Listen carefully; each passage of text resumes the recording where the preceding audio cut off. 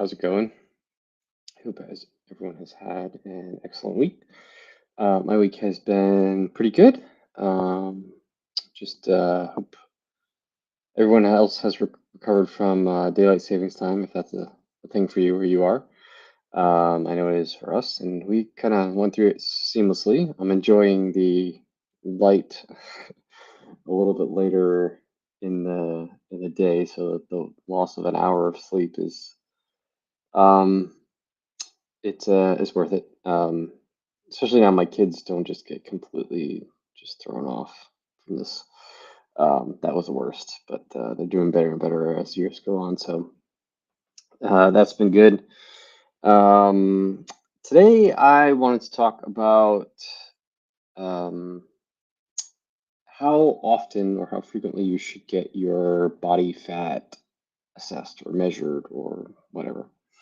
Um, So, just what do I basically mean by body fat testing?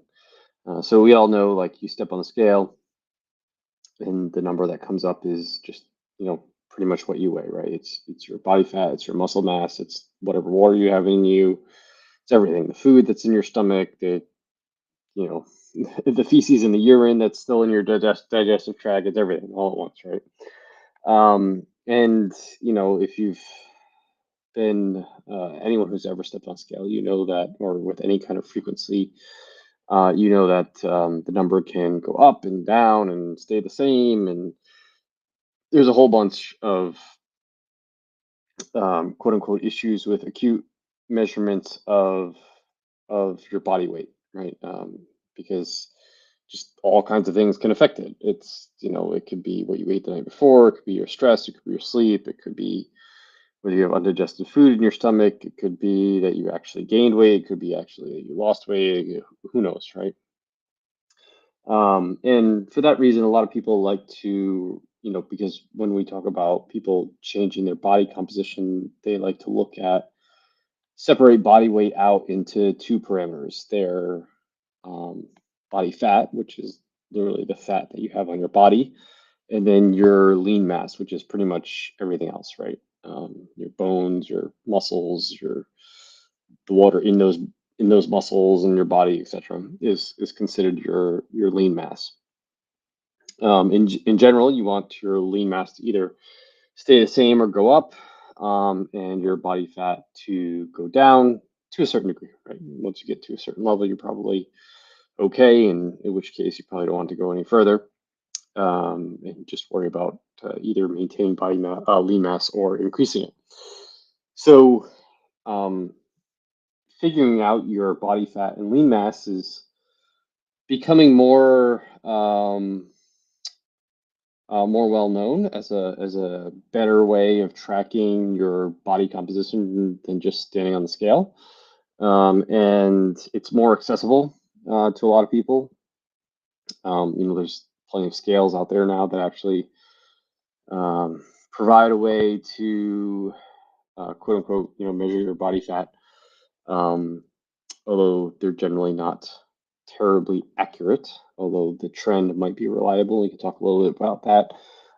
But there's better ways of assessing body fat. Maybe the more traditional way is using something like calipers, where someone who's pretty skilled with using calipers can measure various different places on your body, and based on the number, it's like a little tool that like pinches the skin.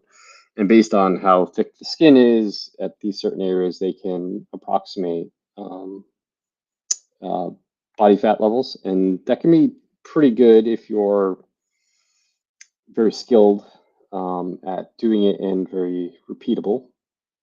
But there's even better ways now with things like bod pods, which is like an air displacement thing. You kind of sit in this literally a pod, your head sticking out. And then there's what's called a Dexa, which is more like a kind of almost like an X-ray that can measure bone and lean mass and fat mass. And the Dexa is probably what's considered the gold standard. There's even something better than that, which is basically getting an MRI done, but that's terribly expensive, so not very accessible for most people.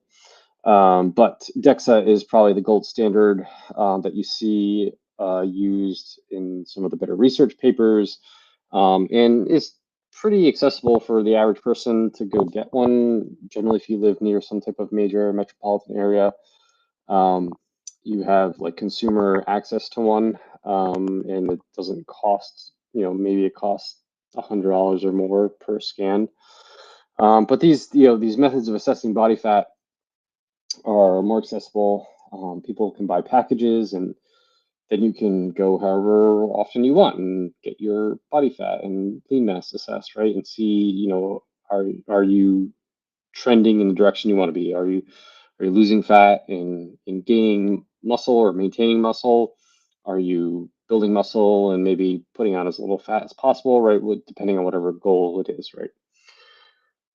Um, but um, because they're so accessible, people can go very frequently, and oftentimes going more often to get these things assessed is not the best idea, right? Because with any measurement, even with um, a Dexa, which is a gold standard, just like stepping on the scale every day, there can be fluctuations, right, and errors, right? So if you went and got your a Dexa scan done day after day after day, you probably see, fluctuations in the amount of lean mass and fat mass that you have on one from one day to the next. Does that mean you actually built muscle or lost muscle or gained fat or lost body fat? Or DEXA can also assess your bone density, like you built bone, you lost bone. No, it's probably mostly just noise and error in the measurements and hydration status and all kinds of things, right? So it doesn't make sense to really go terribly frequently to get your body fat assessed, because it takes a while for it to happen, for you to either lose body fat or to gain muscle.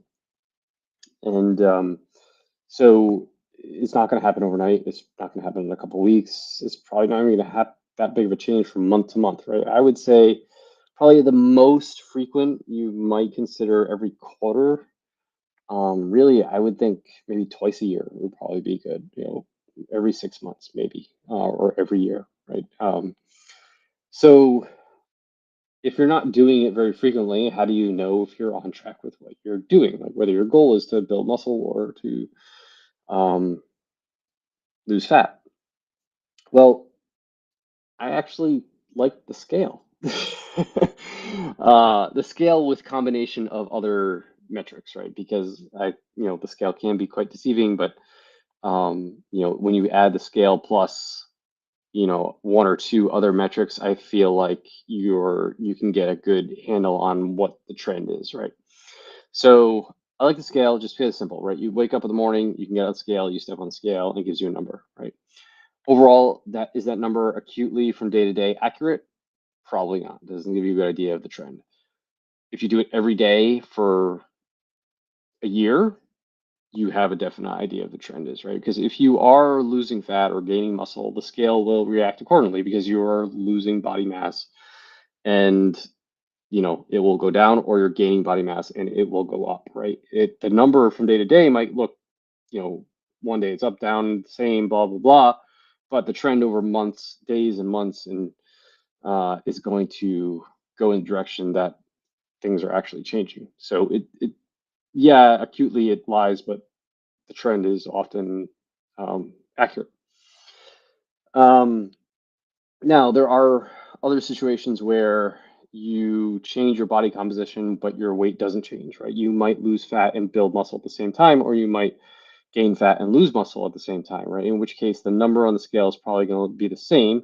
So, how do you know what's going on in those situations, right? These situations are more rare, but just to play devil's advocate here, that's where a secondary type of metric comes in, right? We have things like an easy one is the tight pants test, right? You get a pair of pants, it's tight on you.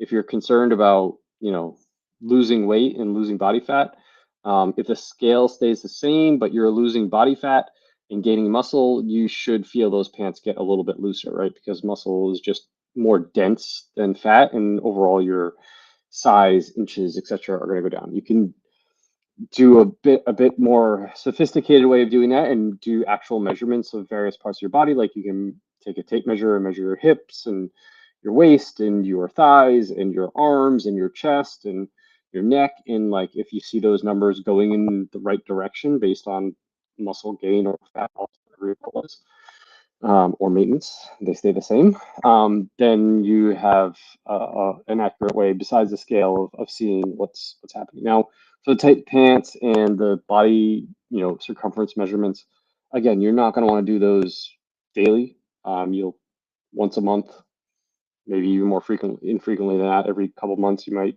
try them on, etc. Right?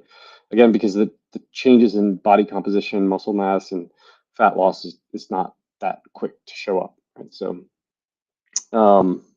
another metric that I think you can use in addition to the scale that is good is just pictures of yourself, right? Oftentimes we look at ourselves in the mirror. If you do that type of thing, and from day to day, you don't see any change, right? No matter what's going on, right? Because you look at yourself every day, and the changes are so minute you can't see them.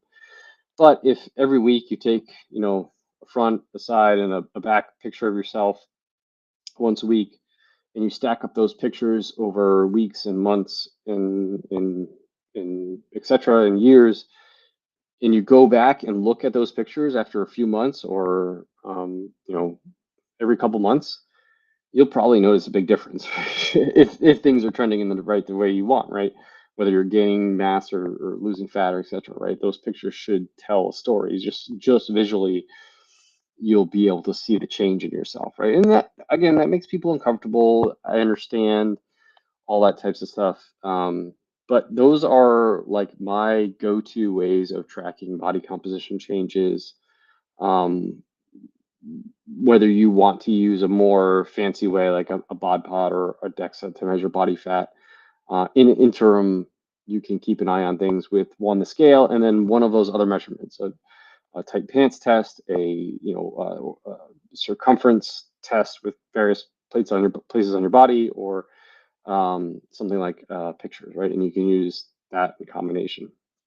If scale makes you uncomfortable, pick the other two. Pick body measurements and pictures, or tight pants tests and body measurements, or whatever, right? Just some combination of them. And the scale is not something you want to deal with every day, and that messes with you mentally. I completely understand that as well. But ultimately, we don't want to be trying to assess our body composition either via a fat mass measurement or a um, a muscle mass, lean mass measurement on a frequent basis, because you're just not going to see very big changes, and any changes you do see are likely just fluctuations and errors in the measurement itself. So I hope that helps answer some questions. If you have any other questions about how to assess your body composition changes, please, feel free to reach out, leave them in the comments below. Or direct message me if you want to do it privately. If you want to get all the content that I put out on a weekly basis without having to stalk me on social media, feel free to go to my website at rjbhealth.coach. Click the newsletter link at the top, enter your email address, and you can sign up for my newsletter there. That is much appreciated and the best way to keep up with what I'm doing. And then finally, if you are interested in one-on-one coaching, I do have a couple spots open up for new clients. So please, you can reach out to me, direct message me, email me, or another easy way is to go to my website, rjbhealth.coach.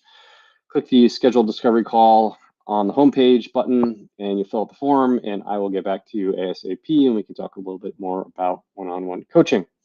With that said, I hope everyone has a good week. I am off to the White Mountains here in New Hampshire for a weekend away with my wife by ourselves, which is awesome. We have a tiny cabin that we have rented for the weekend. We were supposed to actually go down to Boston and compete in the High Rocks competition as a team, but that got canceled and moved to the fall. So we'll do that in the fall, but we still want to get the weekend away. So taking full advantage of the babysitter and getting away for the weekend. So I hope you guys do something fun. I'm going to actually try snowboarding not for the first time, the second time in my life.